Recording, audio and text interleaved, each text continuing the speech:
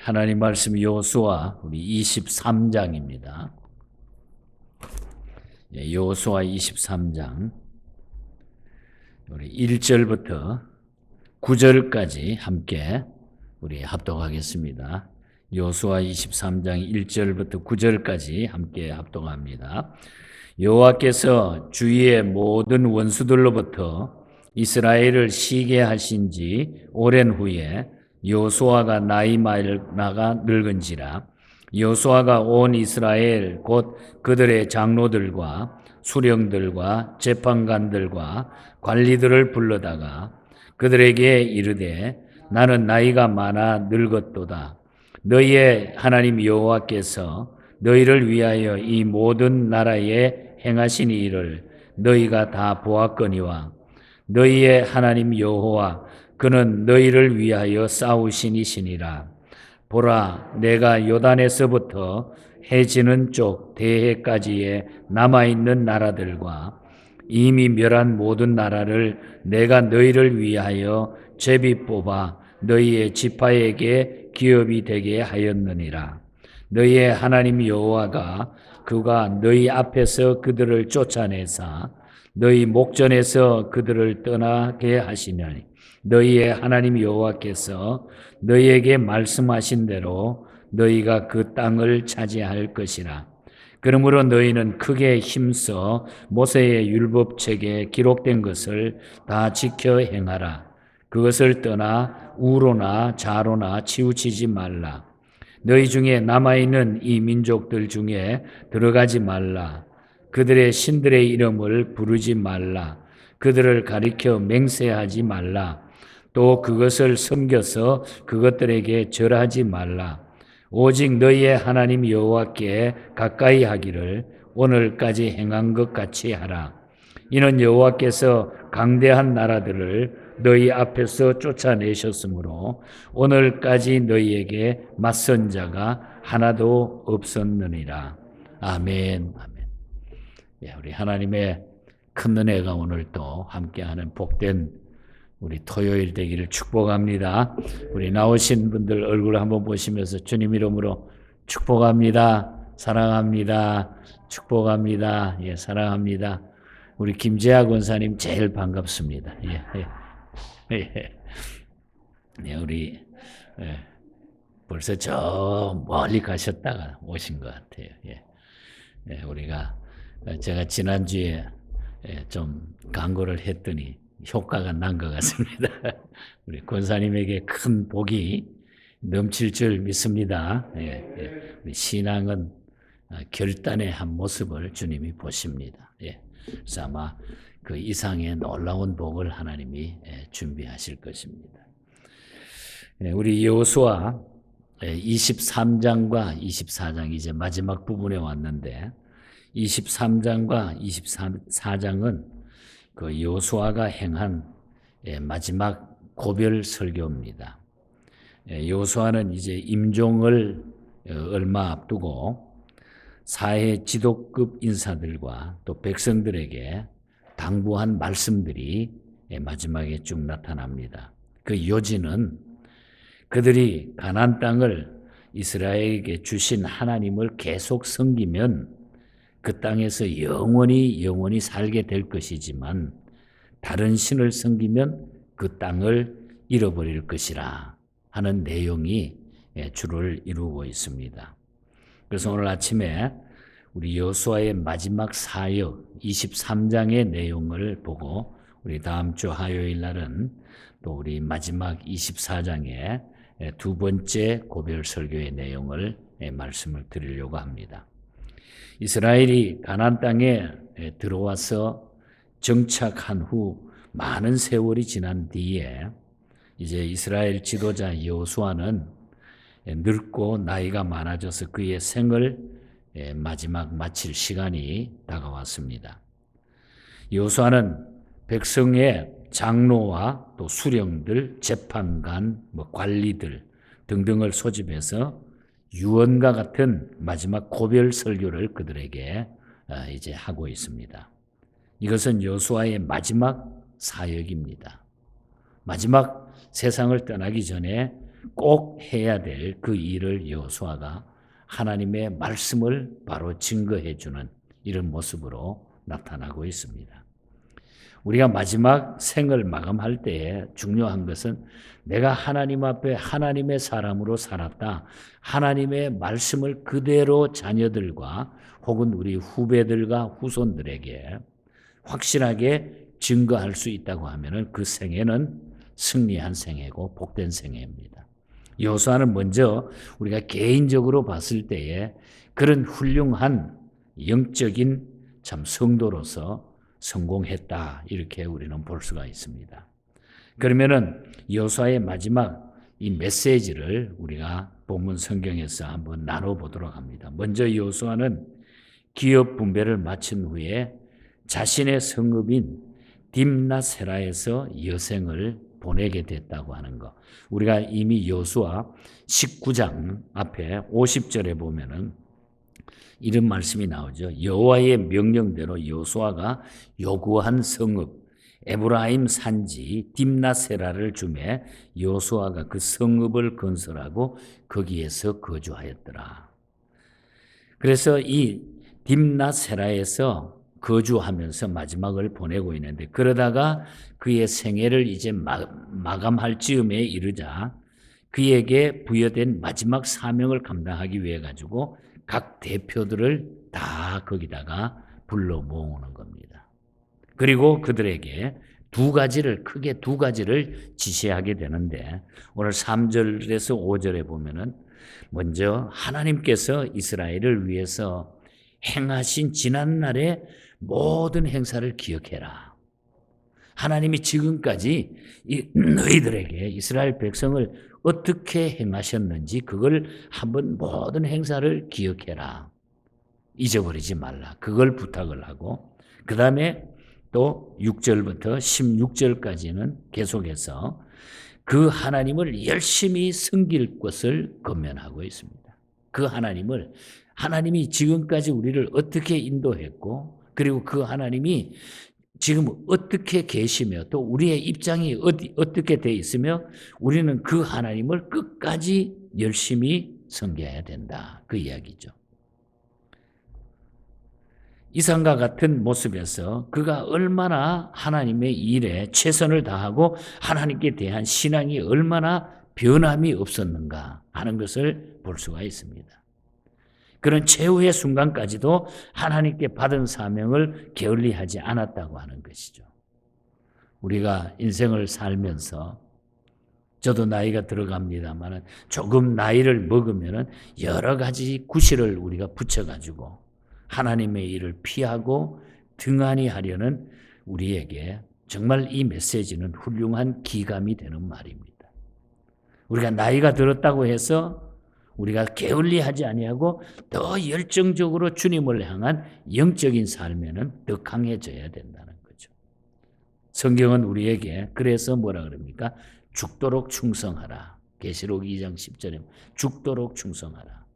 우리가 이 말씀을 명심하라는 거예요. 그래서 우리는 할 수 있는 데까지 더 열심을 다해서 최선을 다해야 된다. 이 말은 여호수아는 그 삶을 우리에게 본보기로 보여주고 자기 자신이 친히 그것을 지금 이야기하고 있다고 하는 것. 오늘 저와 여러분들도 이런 여호수아와 같은 인생을 살아가시기를 축복합니다. 그 다음에 우리가 두 번째로 본문에서 나눌 것은 하나님의 역사에 대한 해고를 우리가 봅니다. 3절에서 5절에 나타난 하나님의 역사에 대한 해고. 여호수아는 자신의 고별 설교 서두에서 이스라엘을 위해서 싸워주시고 기업을 얻게 하신 하나님의 은혜와 또한 앞으로 하나님께서 그 남은 땅을 어떻게 얻게 하시라는 사실을 언급하는데, 분명한 그 목적을 두고서 왜 이렇게 하나님이 하셨고 왜 하나님이 우리를 이렇게 인도하셨는가 하는데 분명한 목적의식을 가지고 있었다는 거죠. 그것은 곧 백성들이 누리는 현재의 안식이 결코 자신들의 지혜나 능력으로 되어진 것이 아니라 오직 하나님의 은혜의 덕분임을 상기시키고 있는 거예요. 우리가 여기까지 오게 된 거 우리가 지금 이렇게 된 입장, 가나안에 들어오게 된 거, 땅을 다 분배받고 이 아브라함 때 주셨던 이 언약이 이루어진 것, 이거 우리가 잘나가지고 우리가 노력해서 된 게 아니라 우리 하나님이 우리에게 은혜를 주셔서 된 것이다. 이렇게 상기시키면서 겸손히 하나님을 섬기도록 하기 위하여 그렇게 말씀을 하셨다는 거죠. 사실 여러분, 이 말씀을 앞에 두고 우리가 생각해 보면은 우리는 어떤 일을 성취했을 경우에 종종 그것이 내가 잘나가지고 우리의 능력이나 의로움 때문이라고 자만할 때가 많이 있다는 거죠. 우리 사람들은. 내가 좀 잘나가지고 저 사람보다 내가 더 배웠고 더 가졌고 더 환경이 좋아서 내가 잘나서 이렇게 됐다. 이렇게 자만할 때가 있다는 거죠. 이런 자세는 교만이라는 겁니다. 그러므로 우리는 어떤 일을 할 때에 최선을 다하면 물론 그것을 이룬 뒤에는 오직 하나님의 은혜로 되었다고 겸손하게 고백할 줄 아는 사람이 돼야 된다는 거예요. 이걸 우리가 잊어버리면은 우리 예수 믿는 것도 자꾸 비틀어지는 거예요. 하나님의 은혜로 됐습니다. 하나님의 은혜입니다. 이것이 우리의 늘 삶 속의 고백이 돼요. 하나님의 은혜지요. 그래야 받을 은혜를 지속적으로 발전시킬 수가 있는 것이고 더 하나님의 큰 은혜를 우리가 경험하고 체험하게 될 줄 믿습니다. 그러니까 모든 것은 하나님의 은혜다. 여러분이 지금까지 여기까지 오신 거, 우리가 지금까지 여기 앉아 있는 거, 다 하나님의 은혜인 줄 믿습니다. 그래서 감사하면 돼요. 우리 한번 다 같이 저를 따라서 우리 하나님께 고백하십시다. 다 하나님의 은혜입니다. 예, 다 하나님의 은혜입니다. 예, 우리 하나님이 이 아침에 들으신 줄 믿습니다. 예, 그래야 우리가 교만하지 않고 예수 더 잘 믿을 수가 있습니다. 그 다음에 우리가 마지막 부분 6절부터 16절까지 내용을 읽지 못했습니다만 쭉 보면은 백성들을 위한 권면을 여호수아가 어떤 모습으로 했는가 그 내용이 나타납니다. 여호수아는 모든 것이 하나님의 은혜로 이루어졌음을 상기시킨 뒤에 이제 그들의 미래에 관한 것까지 언급을 하고 있어요. 미래에. 6절에서 11절 사이는 하나님의 선민으로서 마땅히 지켜야 할 도리를 말했습니다. 그것은 먼저 하나님의 말씀을 지켜 행하되 좌로나 우로나 치우치지 말 것. 너희가 하나님의 말씀을 지키는데 이쪽으로도 저쪽으로 치우치지 말고 똑바로 가라는 거죠. 치우치지 말라. 참 중요한 메시지예요. 우리가 어떤 데는 사람은 다 그 마음에 가진 이 본성 때문에 자꾸 치우치잖아요. 저 사람이 나를 좀 좋아하니까 그 사람이 좀 잘못돼도 그쪽으로 뭐 사람을 봐가지고 중요한 일을 결정할 때도 또 우리가 특별히 신앙생활을 하면서 우리가 치우치는 경우가 많다는 거죠. 좌로나 우로나 치우치지 않는 목사, 좌로나 우로나 치우치지 않는 성도. 이것이 우리가 중요해요. 그래서 우리가 이것을 위해서 많이 기도해야 돼요. 그리고 너희 중에 남아있는 가나안 족속의 신들인 우상을 섬기지 말 것. 7절에서 8절에는 우상 섬기지 말 것. 가나안 족속의 신들 우상을 섬기지 말 것. 또 반면에 하나님은 친근히 하면서 하나님을 사랑하라. 9절에서 11절.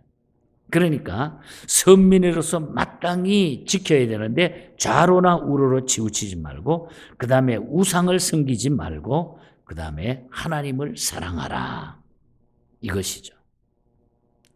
그리고 특별히 12절부터 13절 사이에 보면은 이방인과의 교제에 대해서도 경고를 하고 있어요. 사실 이 가나안 족속은 어떤 족속입니까? 이스라엘과 교제의 대상이 아니라 마땅히 진멸해야 될 대상이었어요. 그런데 이스라엘 백성들은 그들을 다 쫓아내지 못했습니다. 그래서 단호히 교제를 배격해야 된다고 하는 거죠. 그들이 가지고 있는 게 뭡니까? 우상 숭배. 그래서 이것을 단호히 배격해야 된다.